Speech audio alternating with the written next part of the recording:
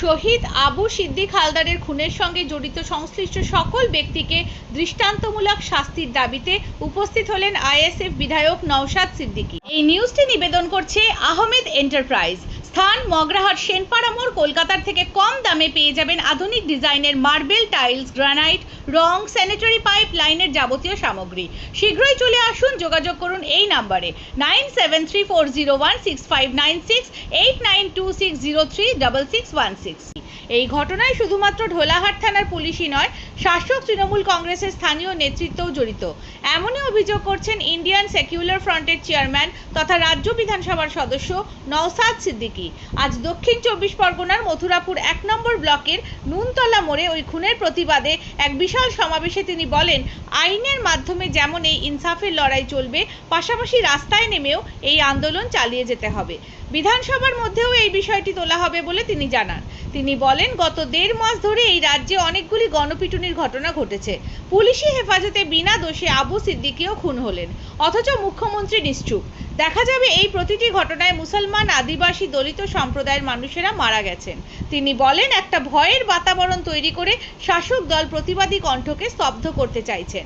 যেভাবে গণপিটুনি বাড়ছে তাতে দেখা যাচ্ছে বিজেপি শাসিত গুজরাট, আসাম, উত্তরপ্রদেশের থেকে পশ্চিমবঙ্গ পিছিয়ে নেই।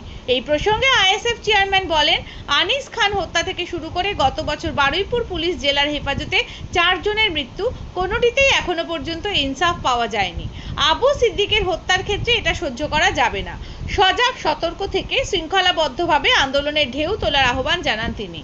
সভায় আইএসএফ এর রাজ্য সম্পাদক বলেন, খুন করে আইএসএফকে শেষ করা যাবে না। আবু সিদ্দিক আমাদের একনিষ্ঠ কর্মী ছিলেন, তাকে মিথ্যা অপবাদ দিয়ে থানায় নিয়ে গিয়ে নৃশংস অত্যাচার করে খুন করা হয়েছে। তার বাড়ি থেকে প্রচুর টাকা ও গয়নাও নিয়েছে পুলিশ, সেগুলি যেন অবিলম্বে তারা ফেরত দেয়। এই বিশাল প্রতিবাদ সভাটি পরিচালনা করেন আইএসএফ দক্ষিণ 24 পরগনা জেলার সভাপতি আব্দুল মালেক মোল্লা। উপস্থিত ছিলেন দলের রাজ্য কমিটির কোষাধ্যক্ষ সাহাবুদ্দিন সিরাজি সহ জেলা ও কমিটির নেতৃবৃন্দ। হাজার হাজার মানুষের ভিড়, আপনি কি বার্তা দেবেন? দেখুন, প্রথম কথা বার্তাকে দিয়েছি, আমরা বিচার ব্যবস্থার প্রতি ভরসা রাখি। কোর্ট ম্যাটার, কোর্টে আগামী 22 তারিখ ডেট আছে, সেটা আমরা দেখছি কোন জায়গায় যাচ্ছে। দ্বিতীয় হচ্ছে, যেমন আইন বিচার ব্যবস্থা চলবে, মাঠে ময়দানে আমাদের লড়াই চলবে।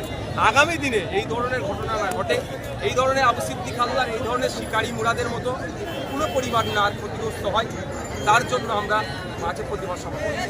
প্রশাসনের দুর্ভাগ্যের বিষয়, যাদের নামে এফআইআর অলরেডি হয়ে আছে, যাদের সাজা প্রায় এগুলোতে 10 বছর করে তারা খাটবে আশা করছি, যারা অন্যায় করেছে তাদেরকে এখনো পর্যন্ত অ্যারেস্ট করা কেন হয়নি। এই জায়গা থেকে বার্তা, তাদের বিরুদ্ধে প্রশাসনিকভাবে যে ব্যবস্থা গ্রহণ করা দরকার সেটা করতে হবে। এবং সাথে সাথে আপনাদের জানিয়ে রাখি, 1,75,000 টাকা আর বেশ কিছু ঘড়ি সোনা নিয়েছে, এখনো সেটা ফেরত দেয়নি, ফেরত দিতে হবে। এবং পরিবারকে ক্ষতিপূরণ সহ যে ডিমান্ড আমরা করেছি সেগুলো বাস্তবায়ন করতে হবে। সেটার জন্য এলাকাতে সিআইডি সেজে আবু সিদ্দিকের বাড়িতে আসা হচ্ছে, কর্মীদের জন্য কি বার্তা দেবেন? এটা একটা আতঙ্কের বার্তা। এখন পরিবেশ তৈরি করার চেষ্টা করছে। একটা কথা, ভাঙড়ে দেখা যাচ্ছে ইতিমধ্যে জমি মাফিয়া দালাল হিসাবে বিএলআরও এবং তৃণমূল দুজন